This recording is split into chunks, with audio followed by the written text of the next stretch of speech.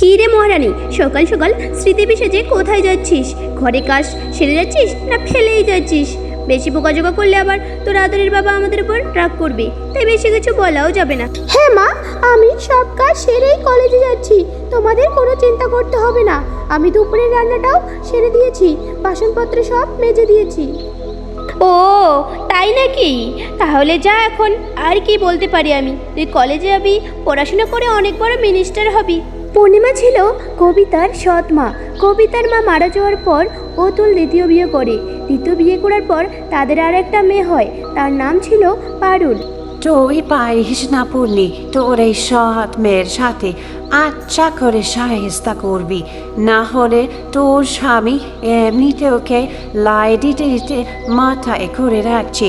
তখন একদিন দেখবি তোর আর তোর মেয়ের কপালে দুঃখ আছে, এ আমি বলে দিলুম। না না মা, এত সোজা না।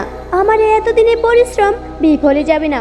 পারুলের আগে বিয়ে দেই, তারপরে সব সম্পত্তি নিজের নামে করে নিব। তখন ওই বাপ মেয়েকে বুঝিয়ে দিব। সব সময় শুনতে হয় এই বাড়িতে ওই অপয়া মেয়েটার আমার থেকে বেশি অধিকার। ঠিক বলেছিস, এই বাড়িতে আমি থাকি বলে সব সময় শুনতে হয় আমি নাকি জামাইয়ের বাড়িতে কাজ না করে বসে বসে খাই। পূর্ণিমা ও তার মা মোটেই ভালো মানুষ ছিল না। তারা সব সময় অতুলের সম্পত্তি নিজের পাওয়ার লোভে ছিল।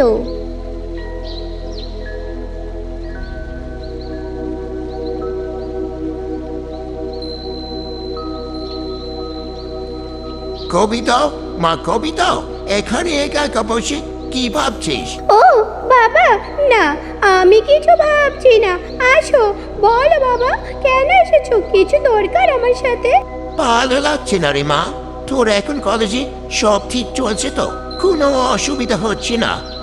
তোর মা মারা যাওয়ার পর কখনো তোকে মন ভরে হাসতে দেখিনি। আমাকে ক্ষমা করিস রে মা। আমি জানি পূর্ণিমা তোর সাথে অনেক খারাপ ব্যবহার করে। তোর মা যখন চলে গেল তুই তখন মাত্র 10 বছর ছিলিস। তখন আমি অফিসের কাজে পুরোপুরি ব্যস্ত ছিলাম, তোর খেয়াল রাখতে পারিনি। তাই ভেবেছি দ্বিতীয় বিয়ে করলে তোর কোনো অসুবিধা হবে না, কিন্তু কে জানে। না না বাবা, তোমার এখানে কোনো দোষ নেই। আর তুমি আমাকে অনেক ভালোবাসো, তাই মায়ের কথা আমি মনে রাখি না। জানি রে মা, জানি, সবই বুঝি। হ্যাঁ, একটা মেয়ের কাছে মা ছাড়া কখনো কেউ আপন হয় না। সৎ মা কখনো নিজের মায়ের মতো হয় না। তার উপর পূর্ণিমা ওই স্বার্থপর লালসা। এই পূর্ণি, তোর বল কখন কবিতার ঘরে ঢুকেছে, এখনো ফিরছে না কিন্তু। প্রায় 1 ঘন্টা হতে চললো, আর তুই এখানে বসে বসে আরাম করছিস। এমন যদি হয় তোর বরের সব সম্পত্তি ওই মামরা কবিতার নামে করে দেয়, তাহলে তুই আর তোর মেয়ে মরবি। কি বলছো মা? সত্যি? চলো তো গিয়ে দেখি। পূর্ণিমা ও তার মা দরজার আড়ালে কবিতা ও তার বাবার কথা শুনতে চায়। না না বাবা, তোমাকে তো ভাবতে হবে না, কিন্তু তবুও তুমি যা ভালো মনে করো তাই করবে। আরে কিছু বুঝতে তো পারছি না ওরা কি বলছে। যা চালাক, আমার তো মোটেই কাজটি সুবিধা লাগছে না রে পূর্ণি। তুমি চুপ করো তো মা, শুধু বকবক করলে কি করে ভালো করে শুনবো ওরা কি বলছে? পূর্ণিমা ও তার মা কিছুই যখন শুনতে পায় না তখন তারা ফিরে আসে। কি বলছে ওরা? আমি কিছু এর মানে বুঝলাম না। যা ভালো বোঝো বাবা তাই করো। শুনতেও পেলাম না। টেনশন, মাথাটা শেষ আমার। ওই স্বামীর সাথে 13 বছর ধরে সংসার করার পরও কখনো ওর মন পেলাম না। ওর মন সব সময় ওর ওই মরা স্ত্রী ও মেয়ের কাছেই। কিন্তু ব্যাপারটা ঠিক না রে পূর্ণি, কিছু একটা ঘটবে। তুই তোর কান খাড়া রাখিস, না হলে এই টন সম্পদ ওই চালাক মেয়ের হয়ে যাবে। কিন্তু আমিও কম না, আমি বেঁচে থাকতে আমার নাতি আর মেয়ের কোনো ক্ষতি হতে দেব না। পরের দিন তার ছোট মেয়ে পারুল তার বাবার কাছে টাকা চায়।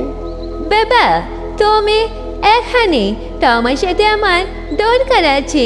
আসলে আমাদের স্কুলের প্রোগ্রাম, সবাই মিলে একসাথে রেস্টুরেন্টে যাব, তাই আমার কিছু টাকা লাগবে।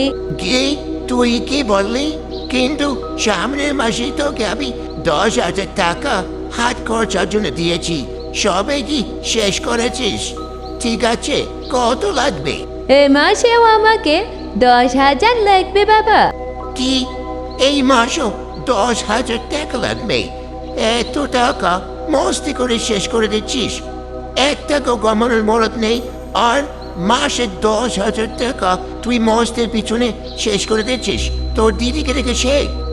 বাবা, তুমি সব সময় দিদিকে বেশি ভালোবাসো, ওকে যখন টাকা দাও কখনো তো বলো না ও এত এত টাকা কেন নষ্ট করছে। আমার বেলায় অনেক কষ্ট করো, যত সব কথা ওঠে সবই জানি। ও তোমার প্রথম স্ত্রীর মেয়ে, আমি আর আমার মা সব সময় দ্বিতীয়ই থাকবো। তুমি কোনোদিনও আমাদেরকে ওদের থেকে বেশি ভালোবাসবে না। যদি তোমার প্রথম স্ত্রীর প্রতি এত এত ভালোবাসা, তাহলে দ্বিতীয় বিয়ে করেছো কেন? পারুল, তোমার সাহস হলো কি করে এইসব কথা বলতে? অতুল পারুলের ওপর অনেক জোরে জোরে চিৎকার করে। তখন তার চিৎকার শুনে পূর্ণিমা ও তার মা সেখানে আসে। পারুল তার মাকে জড়িয়ে ধরে অনেক কান্না করে। কি হয়েছে? তুমি সব সময় পারুলের ওপর অনেক বোকাঝোকা করো, কোনো কারণ ছাড়াই এত জোরে জোরে ওর উপর কেন চেঁচাচ্ছ? হ্যাঁ, আমি ওকে বকছি, কিন্তু ওকে আমি কেন বকছি সেটা শুনলে তোমারও মাথা খারাপ হয়ে যাবে। আমি ওকে আগের মাসে 10,000 টাকা দিয়েছি হাত খরচার জন্য, ও সেটা মস্তি করে শেষ করে দিয়েছে। এই মাসেও রিসোর্টে ঘুরতে দেওয়ার জন্য আমার কাছে 10,000 টাকা যাচ্ছে। তাই আমি ওকে রাগ দেখিয়েছি বলে ও আমার মুখের উপর তর্ক করে বলে আমি নাকি কবিতাকে বেশি ভালোবাসি আর পারুলকে ভালোবাসি না, কারণ পারুল আমার দ্বিতীয় স্ত্রীর বউ। ভুল কিছু বলেছে? সত্যি তো, আমরা যেভাবে এই বাড়িতে থাকি মনে হয় আমরা কোনো আত্মীয় এসেছি কিছুদিনের জন্য, আবার চলে যাব। সব সময় তোমার ওই আদরের মেয়ে আর তুমি আমাদের এই কথাটি বুঝিয়ে দাও। তোমার আদরের মেয়ে যখন টাকা চায় তখন তুমি কোনো কথা না বলে ওকে টাকা দিয়ে দাও, আর যখন পারুল টাকা চায় তখন তুমি ওকে বলে দাও সে মস্তি করে টাকা উড়িয়ে দিচ্ছে। কিন্তু পূর্ণিমা, পারুলের টাকা চাওয়া আর কবিতার টাকা চাওয়া এক না। থাক, তোমাকে আর আমাকে বোঝাতে এসো না। আমি ভালো করেই জানি পারুলের টাকা চাওয়া আর কবিতার টাকা চাওয়া কখনোই এক হবে না। এই কথা নিয়ে পূর্ণিমা ও অতুলের মধ্যে অনেক ঝগড়া লাগে। তোমরা সবাই একসাথে এখানে এসে গেছো, কিন্তু বাবা কোথায় মা? বাবা কি এখনো অফিস থেকে ফেরেনি?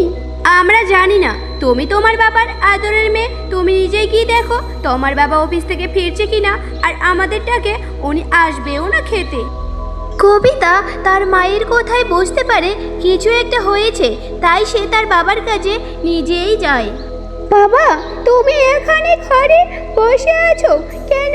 খেতে যাওনি? কিছু হয়েছে? কবিতা, আজ আমি অনেক কষ্ট পাচ্ছি রে মা। আমি বাবা হিসেবে ব্যর্থ। আমি সব সময় চাই আমার দুই মেয়ে ভালো থাকুক, তারা যেন কখনো কষ্ট না পায়, কিন্তু আমি তা করতে পারিনি। আমি তো আমার দুই মেয়েকেই কষ্ট দিচ্ছি। না না বাবা, তুমি আমাদের কোনো কষ্ট দিচ্ছ না, আমরা অনেক ভালো আছি বাবা। আমি তোমার মতো বাবা পেয়ে আমি তো নিজেকে অনেক ভাগ্যবান মনে করি। কিন্তু আজ অতুল আজকে সকালের সমস্ত ঘটনা কবিতাকে বলে। বুঝলে রে মা, আমি তো শুধু ওর ভালোর জন্যই বলেছিলাম, কিন্তু ও আমাকে ভুল ভাবলো। আমি এত টাকা সব তো তোমাদের জন্যই করি। ও বাবা, এই ব্যাপার। আসলে বাবা, তুমি ওর ভালো চাও, কিন্তু ও তোমার ভালোটা এখন বুঝবে না, কারণ ও তো অনেক ছোট। তাই ও এই বয়সে তোমার উপর রাগ করেছে। ও যখন বড় হবে সব ঠিক হয়ে যাবে। তুমি ওকে টাকাটা দিয়ে দিও বাবা। অতুল তার বড় মেয়ে কবিতার কথা শুনে পারুলকে টাকা দিয়ে দেয়। তবুও পারুল তার বাবার সাথে কথা বলে না। কিছুদিন সে স্কুল থেকে ঘুরতে চলে যায়। কি রে পূর্ণি, তোর মেয়ে পারুল যে বলেছে সে 4 দিনে ফিরবে, কিন্তু এখনো ফিরলো না। 1 সপ্তাহ যে হলো।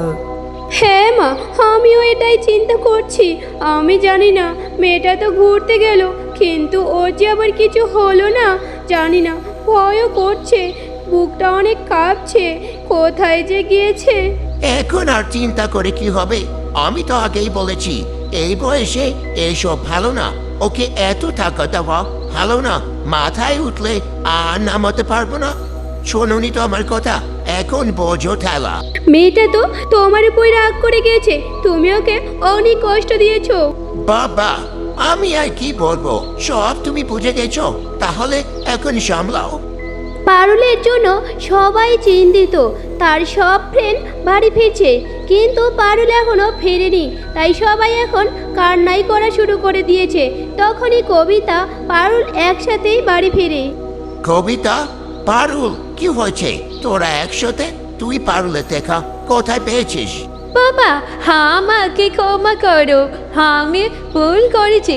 তুমি দিদিকে বকো না, দিদি আমাকে বাঁচিয়েছে।